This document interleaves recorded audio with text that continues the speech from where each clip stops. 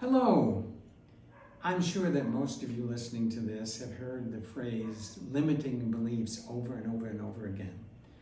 And you've had some success, and there are many different ways with working with limiting beliefs. But there are three different levels I'm going to talk to you about. There's limiting beliefs where the experience is relatively conscious and the experience is stored and available to the conscious mind, and there are many techniques then to transform those limiting beliefs. There are then limiting beliefs where the root of the limiting belief really was established in the non-conscious mind. The root is not in consciousness. So if the limiting belief is in the conscious mind, then the belief which is explicit can be transformed. If its root is in the non-conscious mind, then you have to get more to the explicit root of that belief. And the implicit root is what you need to work on, or the limiting belief just doesn't really change. And the root of that implicit belief is based on your time in the womb and the first 3 years of life. We're experiencing from the moment we're conceived until the 3rd or 4th year when we have language, the world. How do we organize the world so we don't have language, but we sense, how does my mother, how does my father, what are the few organizing principles they have to filter all information that comes in, and we automatically assume, oh, that's what we need for survival.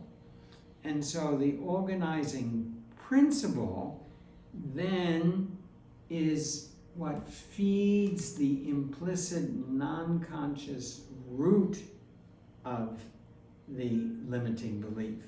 So sometimes when you work with the unconscious implicit, the limiting belief disintegrates and is replaced by a much more functional, reasonable belief. But I would say 60 to 70% of the time, it becomes less powerful, but it's still there. For those of you who struggle with the critical voices who says, I'm not good enough, I'm not good enough, I'm not good enough.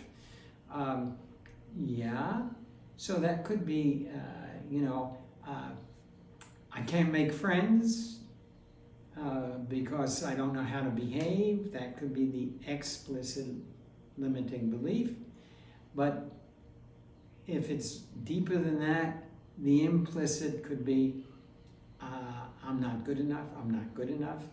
If the organizing principle comes from a mother or father who felt, I'm of no value, the implicit belief is not going to change.